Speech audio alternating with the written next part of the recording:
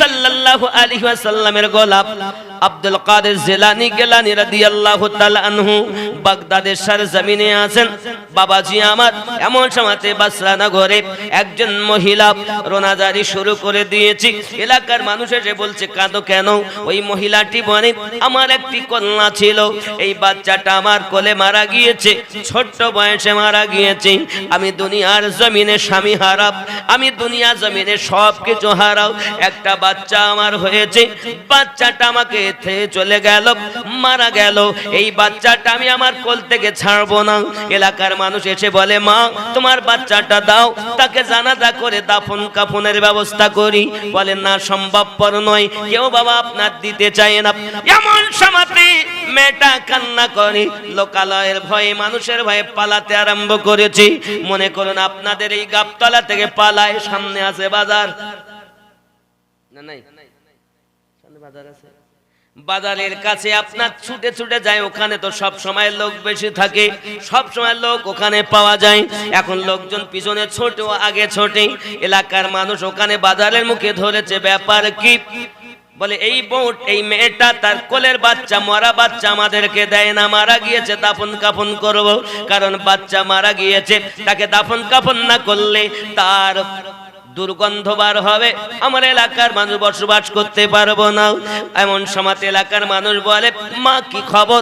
আমি আমার বাচ্চা দেব না, যতদিন বাঁচবো কোলে করে বাঁচবো, বাচ্চা আমি মাটি দিতে দেব না, কাফন দাফন করতে দেব না, কারণ এই বাচ্চা ছাড়া আমার কোনো সম্বল নাই, এই বাচ্চা আমার দরকার। ওই বাজারের ভিতরে একজন গস পাকের পাগল ছিলেন, তিনি বলছেন, বাবা ওগো বাবারা, তোমরা চেঁচামেচি করো না, মায়ের সঙ্গে আমি দুটি কথা বলি। এখন এই বুজুর্গ ব্যক্তি এগিয়ে গেছেন, মা বলুন কি ব্যাপার?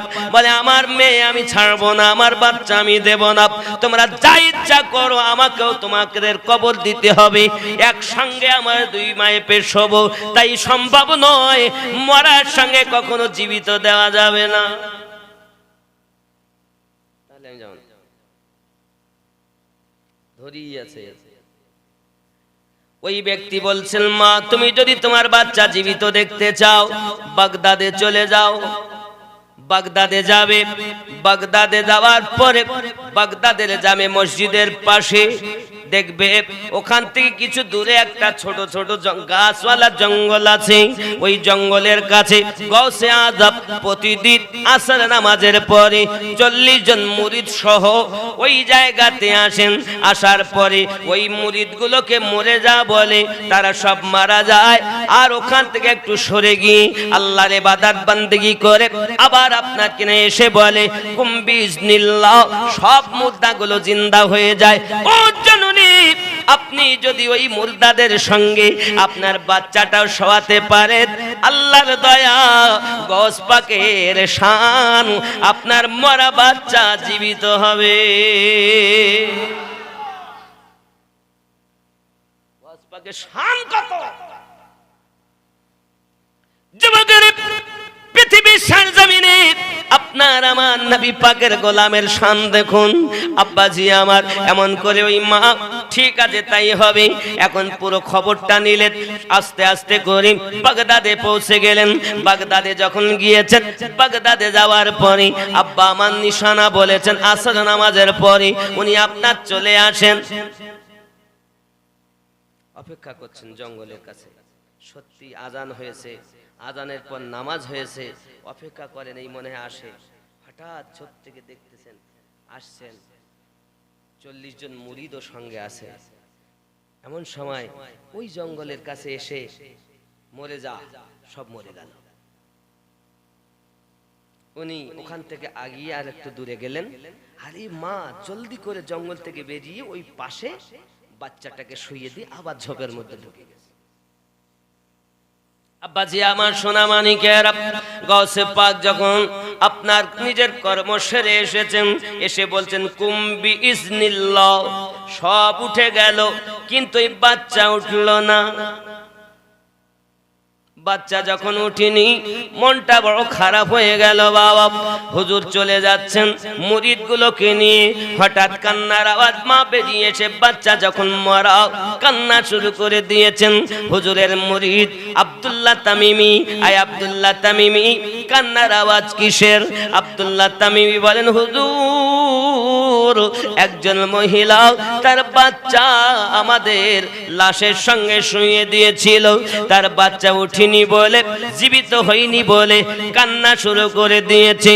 গাউসিয়া পাক বলে, ঠিক আছে আমাদের দলের কেউ যদিও না হয় তবে দলে তো শুয়ে দিয়েছিল, চলো ফিরে যাই। উনি আবার ওজন আসলেন, এসে দেখছেন মা কান্না করতে, যে মা গো কান্না করো কেন? হুজুর আমার একটি মাত্র বাচ্চা, দুনিয়ায় কেউ নাই, বাচ্চাটা মারা গেছে।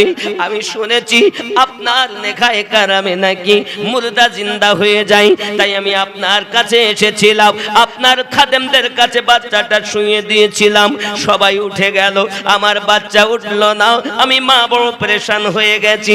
সঙ্গে সঙ্গে আপনার গাউসে পাক বলেন, চিন্তার কারণ নাই, নিজের পা নিজের কদম মোবারক দি এমনি করে ধাক্কা দেন আর বলেন, কুম্বি ইসনি, উঠ আমার আদেশে।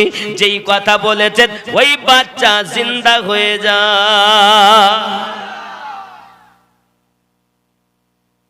আল্লাহর ওলির কথা স্বয়ং আল্লাহ কথা হয়, এ ভেদে তত্ত্ব বুঝতে গেলে কামেল মুর্শিদ ধরা চাই, নইলে ছোট লোটা হাতে এলো গোটা না সাগরের পানি, মাইনো দিন নাম খানি। খাজা তোমার নামটি মজা জপি দিবাস রজনী, মাইনো দিন নাম খানি। হিন্দালি গরিব নওয়াজ তুমি আতা এ রাসূল,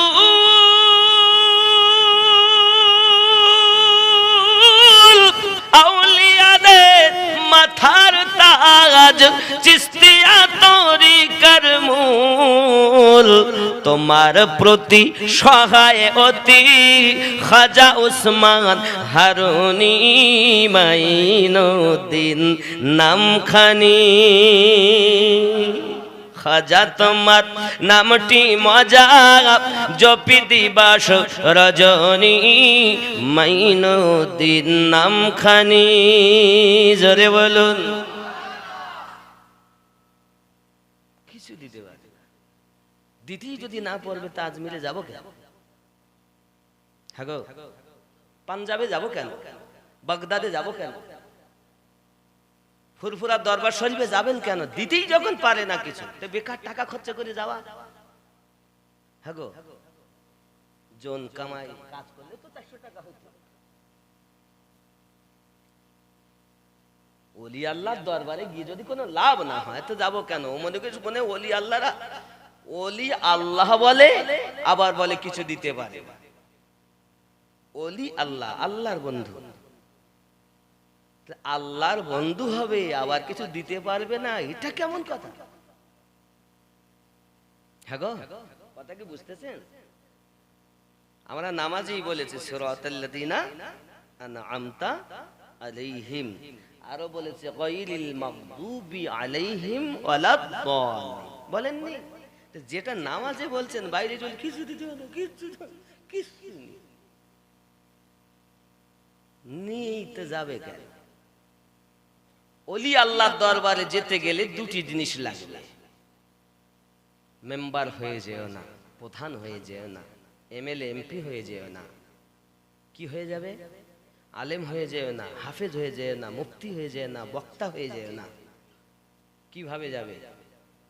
দরবারের কুত্তার থেকে নিজেকে ছোট যদি ভাবতে পারো, ওই দরবারে যে কুকুরগুলো থাকে, কুত্তা কুত্তা, সেই দরবারের কুত্তার থেকে যদি নিজেকে নিকৃষ্ট ভাবতে পারো, তাহলে আল্লাহর ওলিদের দরবারে যাবে। নইলে তোমার মতো চোরের ওলি আল্লাহর দরবারে গিয়ে কোনো লাভ নাই। কথা বুঝতে পারছেন? এখন সব বক্তাই যাচ্ছে হুজুরের দরবারে। চলুন, চা দিয়েছে দরুদ আল্লাহুম্মা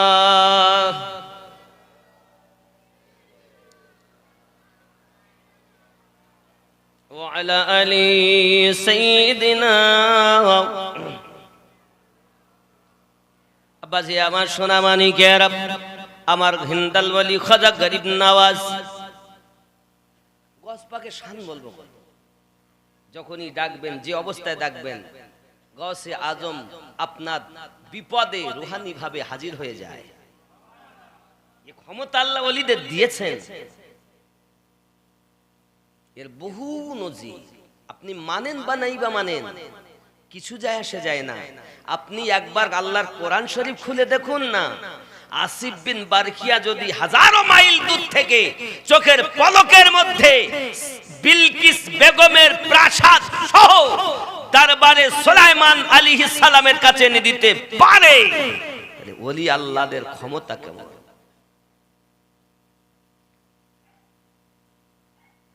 কি বুঝলেন? খাজা গরিব নওয়াজের দরবারে একজন ভক্ত বলছে, হুজুর আমার মনের ভিতরে ইচ্ছা আমি একটু বাগদাদ যাব। কোথায় যাবে? বাগদাদ। ভালো কথা, তো হুজুর আমার টাকা পয়সা নাই। কথা বুঝেছেন?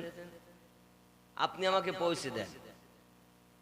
তা গরিব নওয়াজ বলছেন, হিন্দাল ওয়ালি খাজা গরিব নওয়াজ মাইনুদ্দিন সঞ্জারি আজমিরি রাদিয়াল্লাহু তাআলা, তিনিও পিতামাতার দিক থেকে হাসান হোসাইনি সন্তান।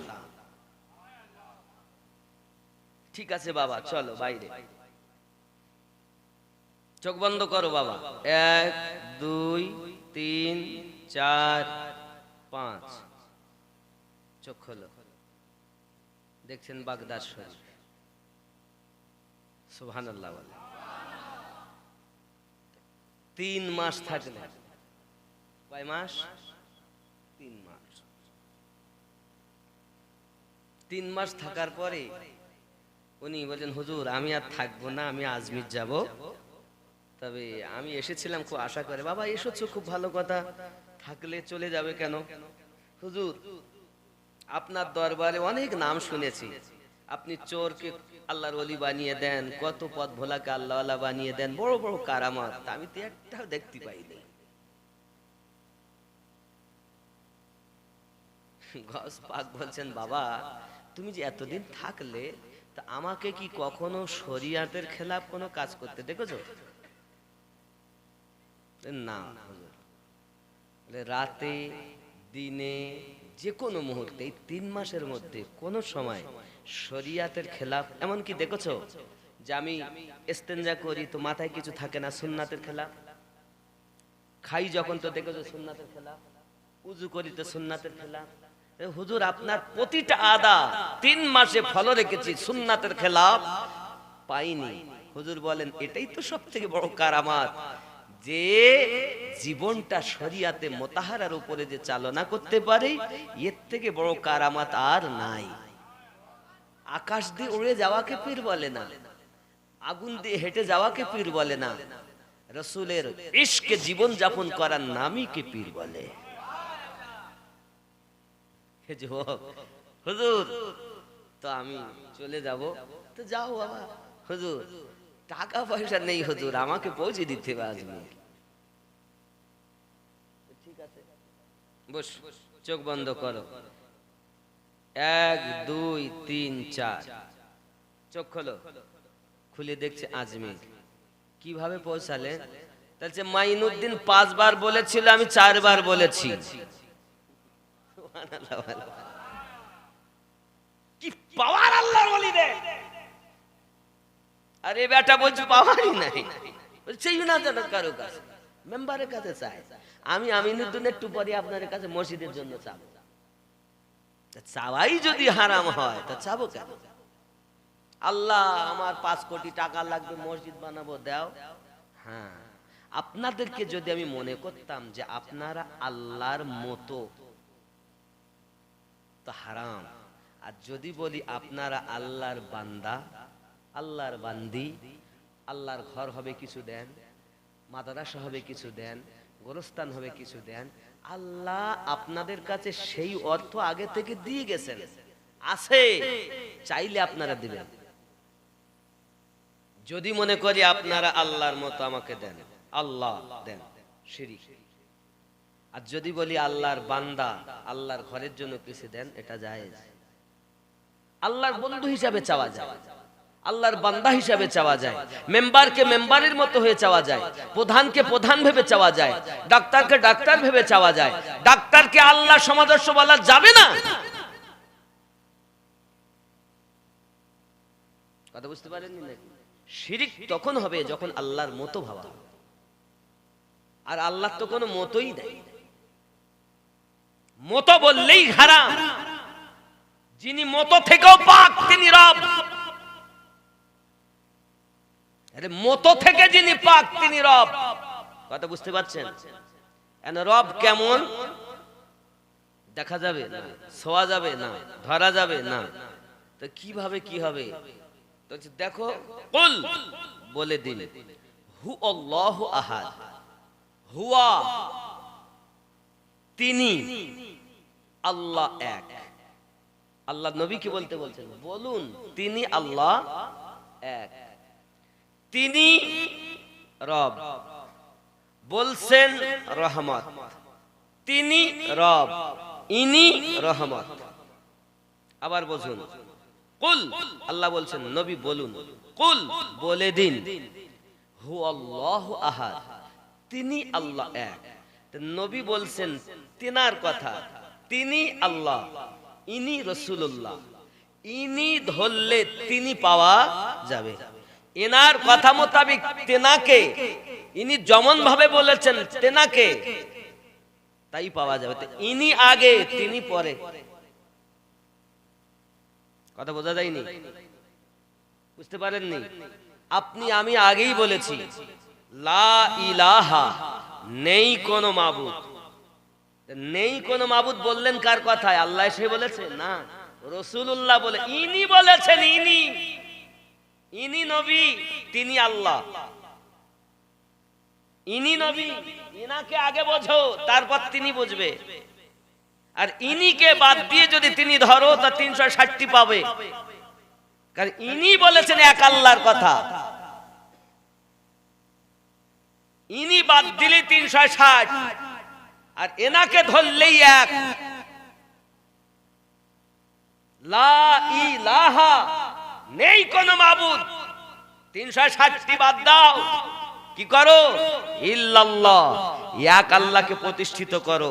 ইনির কথাতে তিনিকে ইল্লাল্লাহ প্রতিষ্ঠিত করো। জোরে বলে কথা কি বুঝতে পারছেন? ক্লিয়ার বুঝতে পারছেন?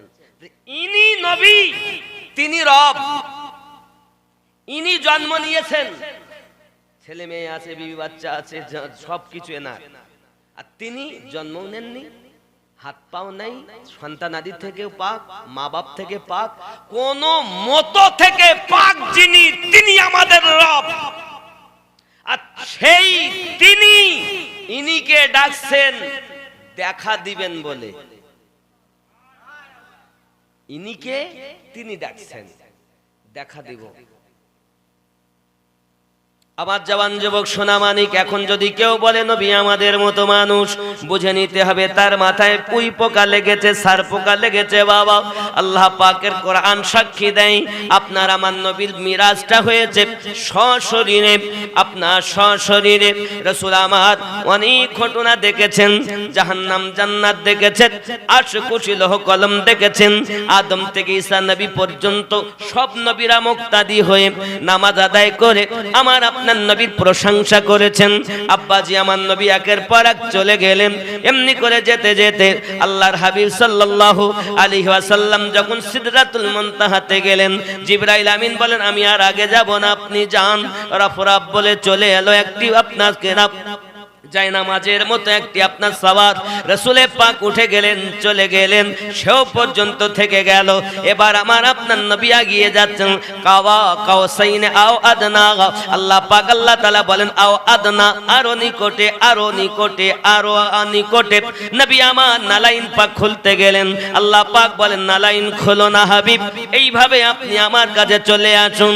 আপনার আমার নবী বলেন আয় আল্লাহ, মুসা আলাইহিস সালাম কোহে তুরে গেলেন, আপনার নালাইন পাক খুলে আর আমি আরশে আজিমে আসব, তবু নালাইন পরিধান করি।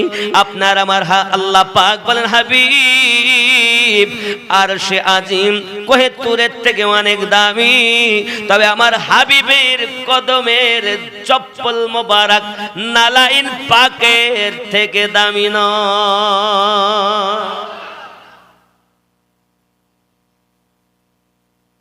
আব্বাজি আমার সোনামানিকের, আমি একটু যুক্তি দিয়ে বোঝাই। একটি কাঠ, রেহেল কাঠের আকার রেহেল কাঠ বানিয়েছেন, এখনো কোরআন শরীফ রাখেননি। এখন প্রয়োজনে আপনার একটু উঁচু জায়গা দরকার, আপনি তাতে পা দিবেন না, কারণ আপনি জানেন এটা কোরআন লাগেনি, তাও রেহেল কাঠ রূপ ধারণ করেছে, কোরআনের উপরে রাখা হবে, এতে পা দেওয়া যাবে না। যত সময় রূপ আকার ধারণ করেনি, কাঠ ছিল, প্রয়োজনে আপনি ব্যবহার করেছেন, শুধুমাত্র আপনার আকার ধারণ করেছে, তার আদব হয়ে গেছে। ওরে আমার জওয়ান যুবকেরা, ঠিক আল্লাহর ওলিদের গোলামের ভিতরে যারা চলে আসে, ওই রঙে যারা একবার রং নিয়ে যায়, আল্লাহ পাকের দরবারে তাদেরও মর্যাদা বেশি। আমার জওয়ান যুবকেরা, আল্লাহর ওলি খাজা মাইনুদ্দিন চিশতি আজমিরি সঞ্জারি রাদিয়াল্লাহু তাআলা আনহু, তার অনেক পাওয়ার, গাউসে পাকের বড় পাওয়ার। মুর্দা জিন্দা হয়ে গেল, মা জননী বাচ্চাটাকে নিয়ে আনন্দিতা মনে চলে গেলেন, আমার গাউসে পাক আপন দরবারে গেলেন। আব্বাজি আমার সোনা মানিকেরা, একজন মহিলা ছুটে ছুটে চলে এসেছে, হুজুর আমার এক নয়, দুই নয়, 7টি কন্যা হুজুর, এই 7টা কন্যার জন্য আমার বাড়িতে আমাকে থাকতে দেয় না, আমার শ্বশুর শাশুড়ি আমার প্রতি অত্যাচার করে, আমার স্বামী অত্যাচার করে, আপনার দরবারে এসেছি হুজুর, আমার এই কন্যাগুলো যেন পুত্র হয়। বলেন সন্তান দেয় কে? আল্লাহ দেয়। এখন কিভাবে কি হবে? এই 7টা কন্যাকে পুত্র কিভাবে করা যায়? আব্বাজি আমার সোনা মানিকের, গাউসে পাক বলেন মা কান্না করো না, 1 2 3 4 5 6 7, যাও বাড়ি যাও, আল্লাহর রহমতে তোমার 7টি কন্যা পুত্র হয়ে গেছে। গাউসে পাক জবানে বলেন, জবানটা গাউসের, জবানে বলনেওয়ালা পাওয়ার খোদার। এই জন্য বলেছি আল্লাহর ওলির কথা, আল্লাহর কথা হয় এ ভেদ তত্ত্ব বুঝতে গেলে কামেল মুর্শিদ ধরা চাই। কামেল যারা হয়, কামেলে মোকাম্মাল যারা হয়, তারা আদনাকে আলা বানাতে পারে, কারণ তাদের সম্পর্ক আল্লাহর সঙ্গে, তাদের সম্পর্ক নবীর সঙ্গে, তারা সব সময় নবীতে আল্লাহতে মিশে আছেন। বাবা আমাদের মতো চোর নয়, পীর বড় হুজুর নবীও নাই, কিছু নাই। আরে মুমিনের জানের থেকে আরো নিকটে নবী, পীর মানি নবীওয়ালা, আল্লাহওয়ালা। ওরে নবীর নায়েবে, নবীর পাশে দিবানিশি থাকে বসে রে, যে কাজ করে আল্লাহর আদেশে, চলে নবীর ইশারায়, পথবে চলবে না বেশি না। নায়েব যারা হবে তারা নবীকে সব সময় চোখে দেখে। আর আপনি নায়েব বলে দাবি করতেছেন কিছুই নাই, তার মানে আপনি চোর। আব্বাজি আমার সোনা মানিকের, এতটুকুই নয়, গৌসে আপনার খাজা গরিব নওয়াজের দরবারে আপনার কিনা আমি শুধু নয়, হিন্দাল ওলি, তিনি আপনার হিন্দুস্তানের বাদশাহ খাজা হিন্দ খাজা গরিব নওয়াজ।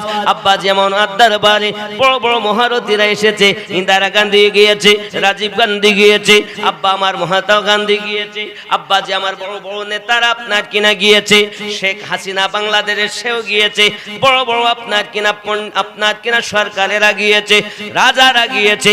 আব্বা আমার ঠিক এই রূপ ভাবে একজন আল্লাহর বড় বুজুর্গ ব্যক্তি, আব্বা আমার, তার নাম হলো গোলাপ শাহ। গোলাপ শাহ আজমিরের সরজমিনে তিনি যান। আজমিরে যাওয়ার পরে আজমিরের সরজমিনে উনি যান, উনি থাকেন, উনি ওখান থেকে আসেন, কিন্তু এনার বাবাজি আমার উনি কখনো আপনার মেন গেট থেকে ভিতরে ঢোকেন না, বাইরে যান আর আপনার হোটেলে থাকেন। ঠিক যখন বিদায় নেবেন, ওই বিদায় নেওয়ার সময় একটু মুহূর্তে আপনার মেন গেটের বাইরে প্রথম ধাপে যাই আপনার কিনা কান্নাকাটি করেন আর আপনার কিনা চুমা খান, কদম বুসি করেন। ওইখানে আপনার হাঁটু গেড়ে বসে আপনার কিনা চলে আসেন আর বলেন, আয় হিন্দাল বলি বাদশাহ, আপনার দরবারে আমি এক কুত্তা এসেছি। পাওয়ার দেখবেন এনার পাওয়ার। আব্বাজি আমার ওনার একজন মাননেওয়ালা ডক্টরে তার চেক আপ করেছে, বাবা হার্ট খারাপ হয়ে গেছে, শরীর অসুস্থ, পরীক্ষা নিরীক্ষা হয়েছে, হুজুরের দরবারে গেছেন, হুজুর আমি বড় পেরেশান, ডক্টর আমার অপারেশন করবে বলেছে, হুজুর আপনি আমার জন্য দোয়া করবেন। হুজুর বলেন ঠিক আছে বাবা যাও। এখন আবার অপারেশনের আগে আবার পরীক্ষা করেছে, আগে ছিল আপনার ইয়েস, এখন এসেছে নো। বাবা আমার অপারেশন আর হলো না, চলে এসেছে। যুবক আমার এমন সমাতে গোলাপ শাহ রহমাতুল্লাহ আলাইহির কাছে যখন আপনার হাজির হয়ে গেছে, হুজুর কিভাবে কি হলো? ডাক্তারে তো আমার কোনো হার্টের কোনো রোগ পাচ্ছে না, যত রকম ভাবে পরীক্ষা করেছি কোনো রোগ নাই, এর আগে দেখিয়েছি কত রোগ আমার ভিতরে, অপারেশনের জন্য সব রেডি, টাকা পয়সাও জমা দেওয়া হয়ে গেছে, এখন কেন রোগ নাই? সঙ্গে সঙ্গে বলছেন, এই বাবা ডাক্তার, তুমি এর আগে আমার ট্রিটমেন্ট করেছো আর এখন আমি তোমার ট্রিটমেন্ট করেছি। আল্লাহর ওলির নেখায়ে কারামে রোগী সুস্থ হয়েছেন, তিনি হলেন আল্লাহর ওলি গোলাপ শাহ। কোনদিন ভিতরে ঢোকে না।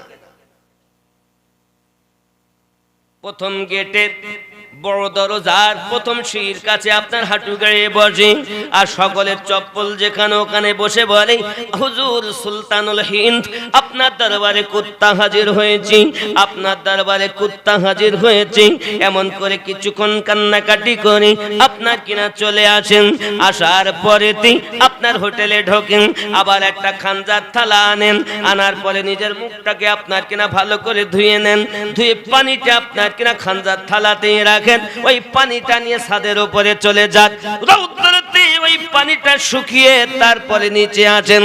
লোকে জিজ্ঞাসা করে, ও গো বাবা আপনি হিন্দাল ওলির দরবারে যান, কান্না করে আসেন, আসার পরে আপনি কেন এই মুখখানার পানি দিয়ে আপনি আপনার খানজার থালাতে রাখেন, পানিটা আপনি শুকান? ডাক দিয়ে বলতেছেন, বাবা রে, হিন্দুস্তানের বাদশার দরজা হিন্দাল ওলি খাজা গরিব নওয়াজ, তার দরবারে যাওয়ার মতো ক্ষমতা আমার নাই, আমি হলাম এই দরবারের কুত্তার থেকে নিকৃষ্ট, ওই দরবারে কেমন করে যাব? তাই আমি বাইরে থাকি, বাইরে থেকে সালাম আরজি করি আর হুজুরের দরবারে ওই আপনার কিনা যখন কদম বুসি করি, ওইখানে যখন আমি কান্নাকাটি করি, আমার আপনার ধুলাবালি যতটুকু লেগেছে, এই পানিটা যদি আমি বাইরে কোথাও ফেলি আমার বিয়াদবি হবে।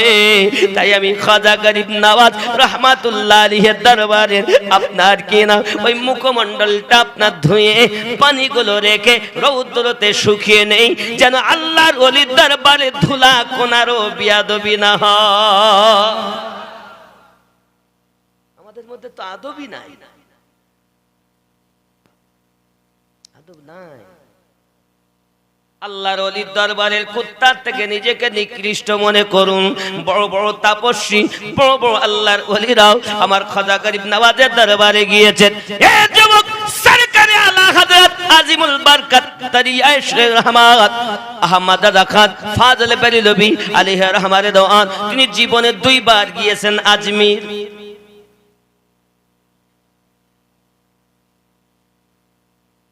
আব্বা, যে শাহজাহান মসজিদ আছে না, শাহজাহান মসজিদ আজমিরে আছেন না, আছে না মসজিদটা? ওই মসজিদে গিয়ে তিনি বক্তব্য রেখেছেন। একবার ইংরেজদের এক বড় নেতা, তার নাম ছিল রবার্ট। কি নাম? কি নাম? রবার্ট। 8 জন সাথী সহ সরকারে আলা হযরতের কাছে কলেমা পড়ে মুসলমান হয়েছে। আব্বাজি আমার সোনামানিকের, আমি আপনাদের বুঝাতে চাচ্ছি বাবা, আল্লাহর ওলির দরবার এমন দরবার, শত শত মানুষেরা এসে, পথ ভোলা মানুষেরা এসে আপনার পথ পেয়েছে, তারা হলো আল্লাহর ওলি। যদি বলুন না সুবহানাল্লাহ। আল্লাহুম্মা সাল্লি সাইয়্যিদিনা মাওলানা ওয়া আলা আলি সাইয়্যিদিনা। সারা এ ভারতে কোরআনের আলোতে ভরে দিল খাজা দেখো না। সারা এ ভারতে কোরআনের আলোতে ভরে দিল খাজা দেখো না। বলো না আমরা খাজার দিওয়ানা। पंजतनी फूल खाजा औलाद रसूल, तोरी कतिर तोरी जिनी अकुलेरी कुल। पंजतनी फूल खाजा औलाद रसूल, तोरी कतिर तोरी जिनी अकुलेरी कुल। महान ए भारते, महान ए भारते হয় না যার সমতুল। মহান এ ভারতে যার হয় না কোনো তুলনা। বলো না আমরা খাজার দিওয়ানা। জোরে বলো। পাপি তাপি বেদিন ছিল কত পথহারা, দিনের দাওয়াত দিল খাজা প্রেমেরই দ্বারা। পাপি তাপি বেদিন ছিল কত পথহারা, দিনের দাওয়াত দিল খাজা প্রেমেরই দ্বারা। দেখায় কারামত, দেখায় কারামত, বিলাই যত দয়া করুণা। বলো না আমরা খাজার দিওয়ানা। মহান এ ভারতে কোরআনের আলোতে ভরে দিল খাজা দেখো না। জোরে বলো। नमाज रोजा ए भारत मस्जिद आजाद पेची दिन इस्लाम खजर अबदान। नमाज रोजा ए भारत मस्जिद आजाद पेची दिन इस्लाम खजर अबदान। आलिया रहमान इश्कते हुए जाओ फना, अधमा मिनुद्दीन इश्कते हुए যাও ফানা। বলো না আমরা সবাই নবীর দিওয়ানা।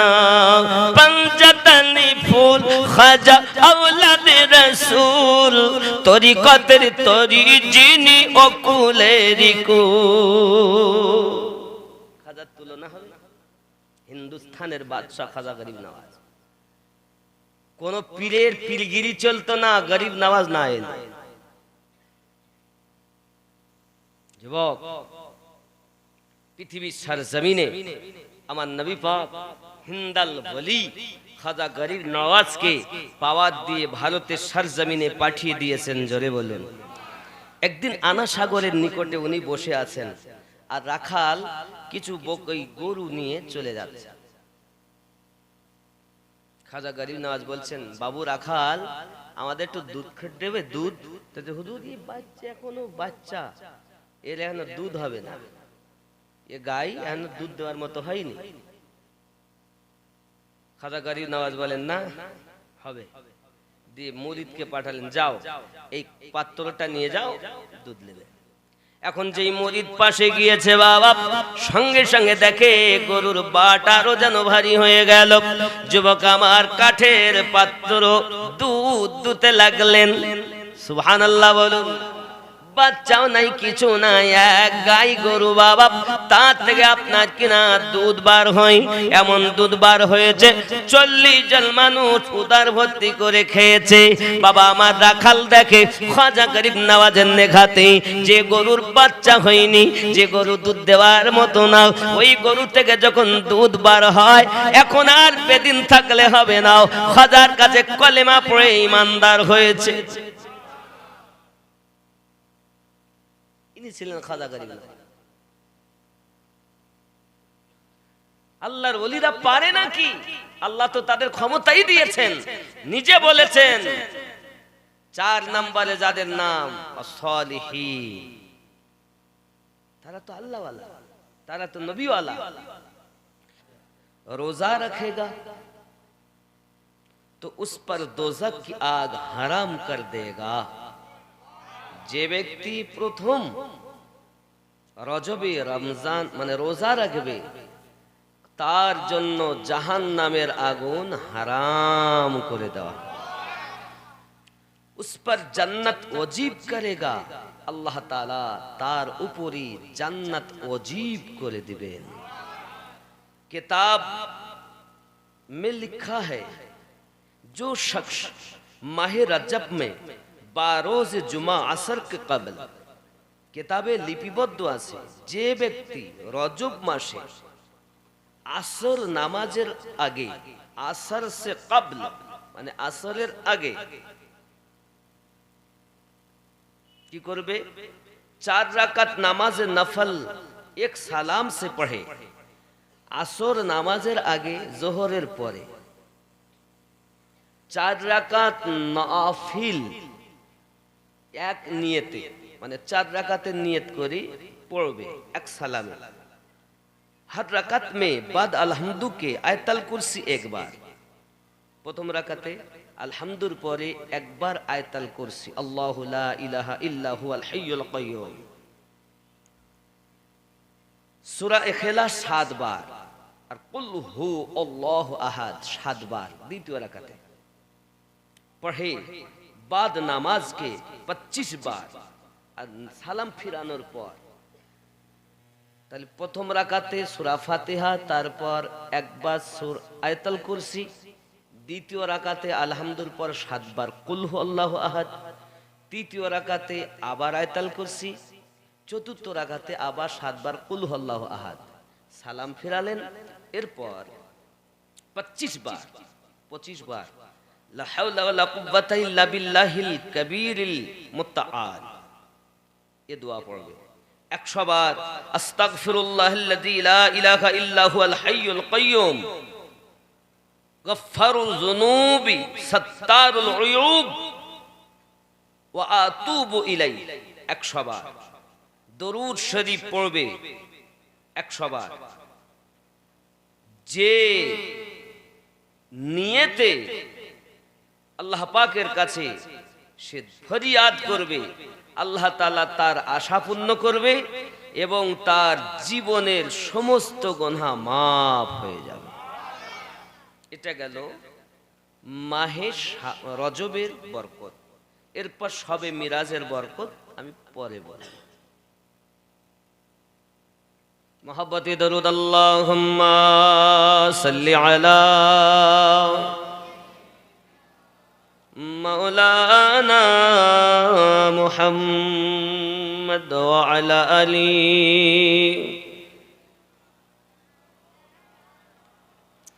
सिदरा से भी आगे कौन गया, जिब्रील अमी से पूछो, मिराज का दुल्हा कौन बना, जिब्रील अमी से पूछो। सुभान अल्लाह। सिदरा से भी आगे कौन गया, जिब्रील अमी से पूछो, मिराज का दुल्हा कौन बना, जिब्रील अमी से पूछो। क्या है तौक़ीर शाहे उम्मम, इंसान से हो पाए न रकम, क्या फर्श ज़मीं क्या अर्श बरी, सब है आका के ज़ेर कदम। सुल्तान मदीना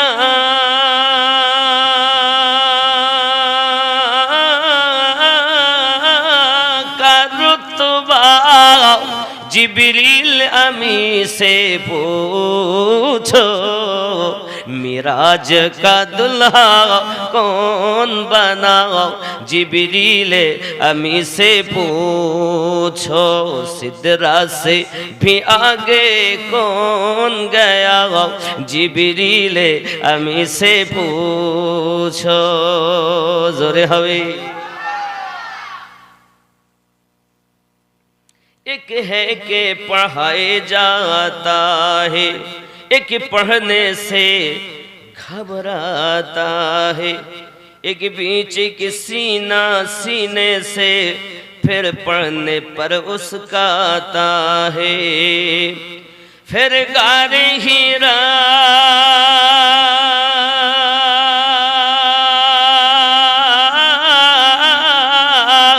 फिर गारे हीरा कैसे गूंजा, जिब्रील अमी से पूछो, मिराज का दुल्हा कौन बना, जिब्रील अमी से पूछो।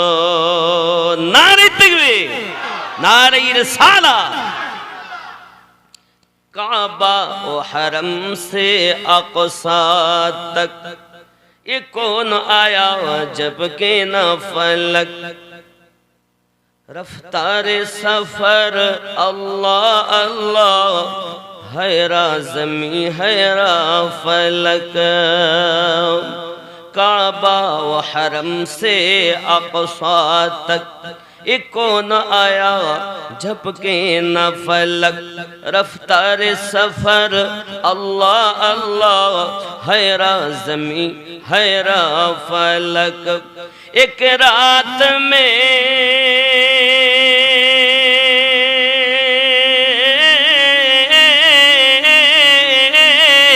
कैसे हुआ, जिब्रील अमी से पूछो, सिदरा से भी आगे कौन गया, जिब्रील अमी से पूछो, मिराज का दुल्हा कौन बना, जिब्रील अमी से पूछो।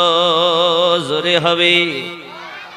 नबियों की जमात का मंजर है, कुदरत रब का एक मजहर, किसका कैसा एजाज हुआ, ये ताजे इमामत किसके सर। ज़ोरे बोलो।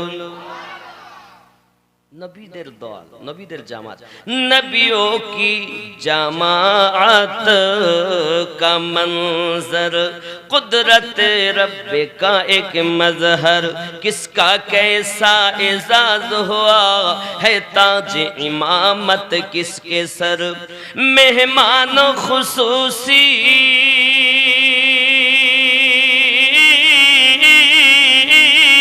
मेहमान खुसूसी कौन बना, जिब्रील अमी से पूछो, मिराज का दुल्हा कौन बना जिब्रील अमी से पूछो जोरे बोलून जल जाएंगे पर मेरे आका मैं एक भी कदम जो आगे बढ़ा ये सिदरा है मेरी सरहद अब मैं मजबूर महद ठहरा जिब्रील आमीन बोलছেন जल जाएंगे पर मेरे आका मैं एक भी कदम जो आगे बढ़ा ये सिदरा है मेरी सरहद अब मैं मजबूर महज ठहरा ये किसने कहा और किससे कहा ये किसने कहा और किससे कहा जिब्रील अमी से पूछो मिराज का दुल्हा कौन बना जिब्रील अमी से पूछो जोरे हबे सुभान अल्लाह बाबजी जिब्रील आमीन বলেন হুজুর আমার 600 ডানা সব জ্বলে ছাই হয়ে যাবে আপনি আগে যান আপনি আমার মতো নয় বাধা দেব আমি আপনার মতো না যে সঙ্গে যাব তো জিবরাইল আমিনের যেটা আকীদা तमाम বিশ্বের সুন্নি মুসলমানের ওটাই আকীদা এখন যদি কেউ বলে নবী আমাদের মতো বুঝে নিতে হবে ওর মাথায় ওই পোকা সার পোকা লেগেছে তারা বলে জিবরাইল আমিন আনতেন তাই নবী জানতেন ইহা ছাড়া নবী আমার জানেন না আমি আপনার হাত জোড় করে বলবো বন্ধু আপনার কথা আমি মেনে নিলাম তবে আপনি একটু ভাবুন আমার কথাটাও সেটি হলো এই জিবরাইল আমিনেরও যিনি নবী তিনি আমাদেরও নবী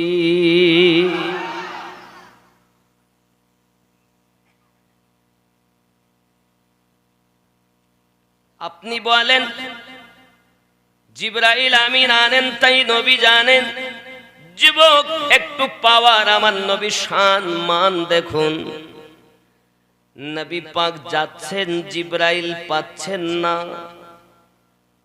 রাসূল করিমের নালাইন পাক বলছেন জিবরিল নবী পাকের সঙ্গে যারা থাকে তারা যেতে পারে তবে যারা উপরে থাকে তারা পারে না যারা কদমে লেগে থাকে তারা যেতে পারে বোঝা গেল জিবরাইল আমিনের থেকে আমাদের নবী পাকের নালাইন শরীফের দাম বেশি তুমি তো জিবরাইল আমিন নিয়ে পড়ে আছো আমি আপনার কদমে হাত রেখে বলি বন্ধু আমার আপনার নবী পাকের জুতা মোবারকার যা পাওয়ার জিবরাইল আমিনের তাহা নহে আমার আল্লাহ পাক আল্লাহ তাআলা আমাদের নবী পাকের চপ্পল মোবারকার এত পাওয়ার দিয়েছে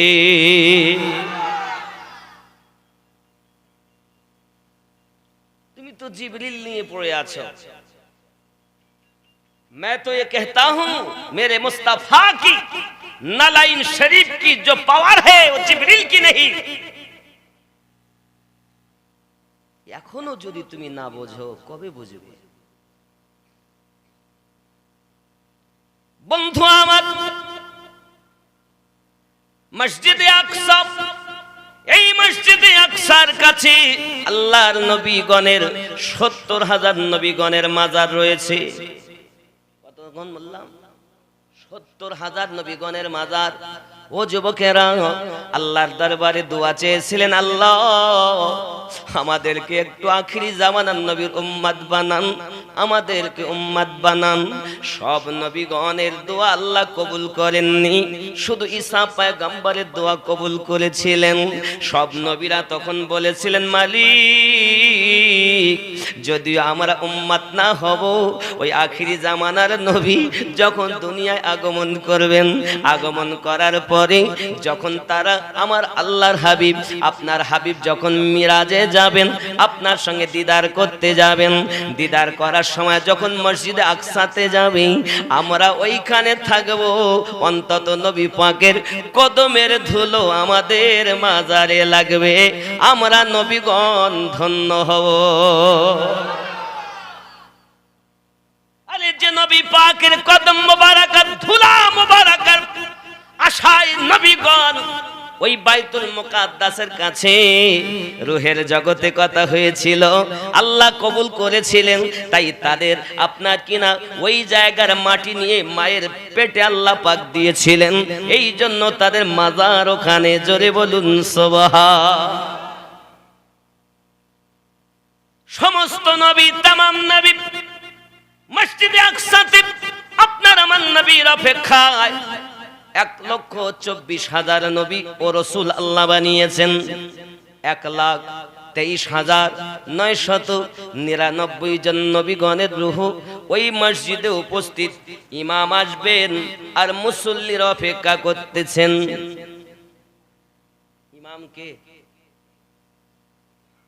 ইমাম কে হয়েছিলেন ওই দিন আমাদের খেয়াল করুন। হযরত আদম আলাইহিস সালাম আছেন, তিনি মনে করছেন আমি ইমামতি করব, কারণ আমার উপাধি হলো আবুল বাশার, সমস্ত মানব জাতের পিতা। আদমিয়াত আল্লাহ সৃষ্টি করেছেন আমার দ্বারাতেই। ইব্রাহিম নবী নিন্দা করেন, আমার তো আল্লাহ লাকাব দিয়েছেন খলিলুল্লাহ, আমার পাওয়ার অন্যরকম, জাতির পিতা আমাকে বলা হয়, আমি হয়তো পাওয়ার পাবো, ইমামতি করতে পাবো। আপনার আমার নবী যখন আসলেন, জিবরিল আমিন সঙ্গে আসলেন, জিবরাইল আমিন আমার নবী পাকের বাহু মোবারকা ধরে মুসাল্লা পাতা আছে ওই জায়গাতে নবীকে দাঁড় করিয়ে দিলেন, জোরে বলুন। এখন আমি আপনাদের বলবো বন্ধু, এখনো তো নামাজের বিধান চালু হয়নি, তবে নবী কোন নামাজ পড়ালেন, নবীগণ কি নামাজ বা পড়লেন, আপনাকে বলতে হবে বাবা, খুব ভালো করে বুঝতে হবে বাবা। আমার আপনার নবী সাল্লাল্লাহু আলাইহি ওয়াসাল্লাম পৃথিবী সরজমিনে এমনি করে আপনার কিনা নামাজ পড়াবেন, নবী আমার ইমাম জিবরিল আমিন আগিয়ে দিলেন, আমার আপনার নবী নবীনদের ইমাম হলেন। এই জন্য আমার নবী পাকের আর একটি উপাধি হলো ইমামুল আম্বিয়া। 2 রাকাত নামাজ, প্রথম রাকাতে সূরা ফাতিহার পর আপনার আমার নবী সূরা ফিল তেলাওয়াত করেছিলেন, দ্বিতীয় রাকাতে আমার আপনার নবী সূরা ফাতিহার পরে সূরা কুরাইশ তেলাওয়াত করেছিলেন। तमाम নবীগণের উপস্থিতিতে আপনার আমার নবী যে নামাজ পড়েছিলেন, ওই নামাজটা আমার আপনার নবী ইমামুল আম্বিয়া হয়ে সব নবীরা মুক্তাদি, জিবরাইল আমিন মুক্তাদি, আর আল্লাহর ফেরেশতা মুক্তাদি, আমাদের নবী ইমাম। আমার নবীর মতো নবী আল্লাহ আগেও বানাননি, আজ অবধি নাই, ভবিষ্যতেও আর হবে না।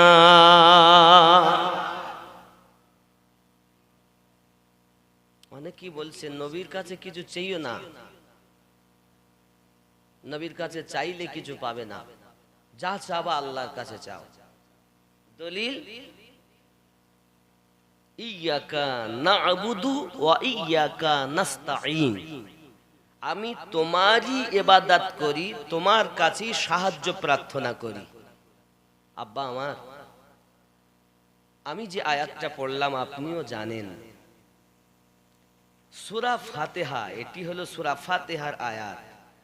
এই সূরা ফাতিহাটা হলো প্রার্থনা সূরা। কিসের সূরা? প্রার্থনা। তো আপনি কি চেয়েছেন? অর্ধেক পড়লেন আর রেখে দিলেন সাধারণ মানুষের ঈমান নুচে নেওয়ার জন্য।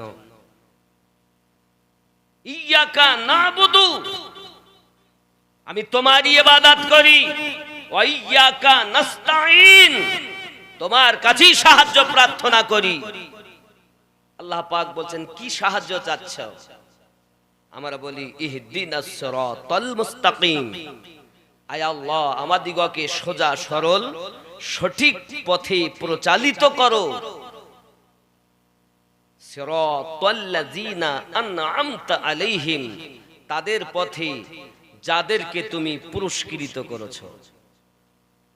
গায়রিল মাগদুবি আলাইহিম ওয়ালাদ-দাল্লিন, তাদের পথে নয় যারা অভিশপ্ত হয়েছে, লানত প্রাপ্ত হয়েছে, বহিষ্কৃত হয়েছে।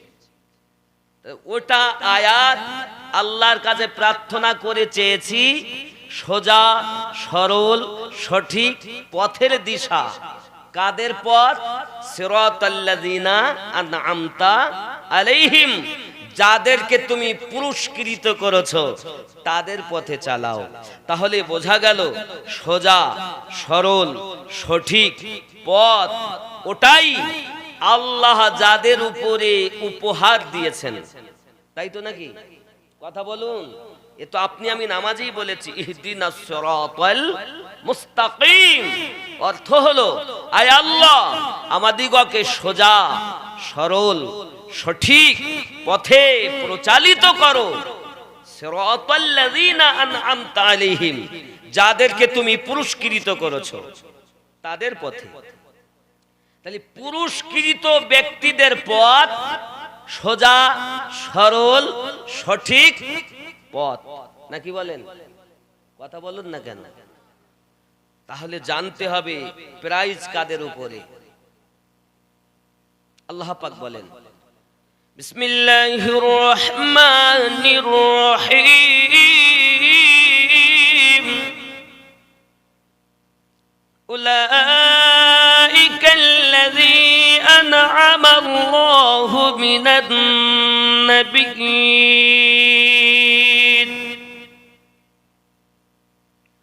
উলাইকাল্লাযীনা আন'আমাল্লাহু আলাইহিম মিনান নাবিয়্যিন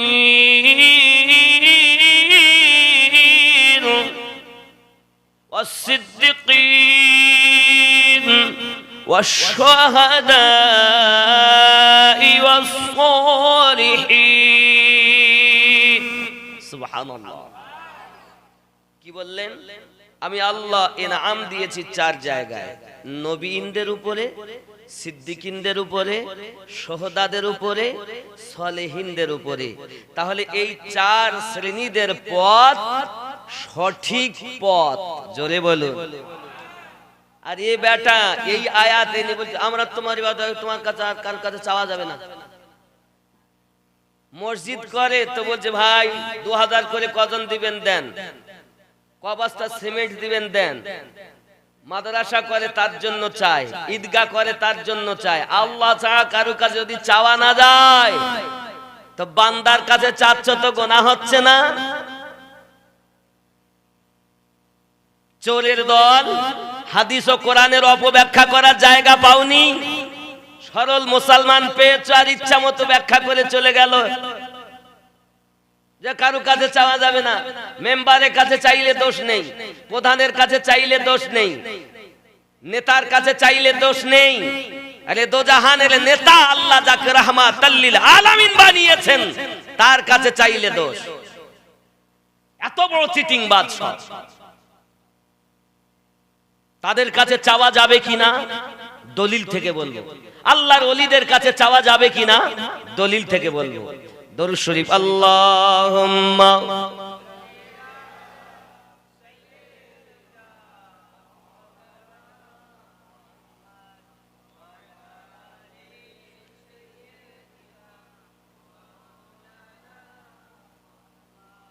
বাবজি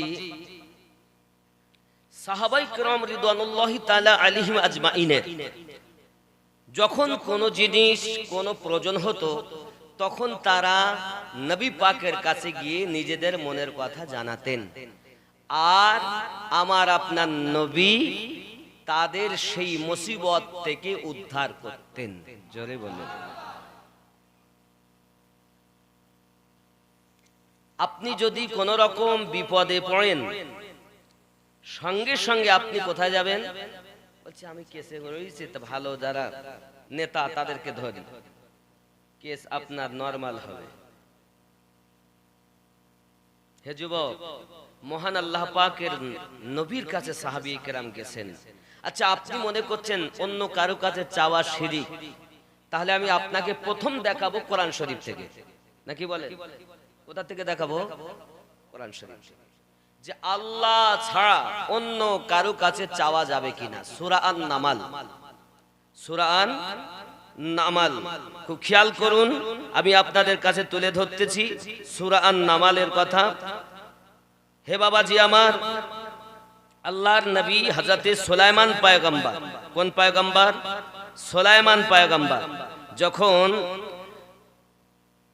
সাবা নগরে বিলকিস বেগমের কাছে আপনার পাঠালেন, যাও বিলকিস বেগমের প্রাসাদ এনে কে আমার কাছে দিতে পারবে বলো। তখন সবাই তো একজন জিন বলল, দামি একদম সকল জিনদের ভিতরে ক্ষমতাশীল জিন, সে বলল, আয় আল্লাহর নবী সুলাইমান, আমি পারবো এনে দিতে। কি এনে দেবেন? যে আপনি সিংহাসনে বসে আছেন, ওই সিংহাসনে উঠে দাঁড়ানোর সাথে সাথে আমি এনে দেব। সুবহানাল্লাহ বলেন। একজন নবী, নবী সুলাইমান, আমার ঘরের কথা হলে মানবেন কেন? কোরআনে থাকলে মানবেন, আর হাদিসে থাকলে মানবেন। চোরের কথা শোনো না, মোহাব্বত ওয়ালাদের কথা শোনো। কোরআন মানবেন না আপনার ব্যাপার। সূরা আন-নামাল আয়াত নাম্বার 39। বিসমিল্লাহির রহমানির রহিম। ক্বালা ইফরিতুম মিনাল জিন্নি আনা আতিকা বিহি ক্বাবলা আন তাকুমা মিন মাকামিক ওয়া ইন্নী আলাইহি লাকাবিয়ুন আমিন।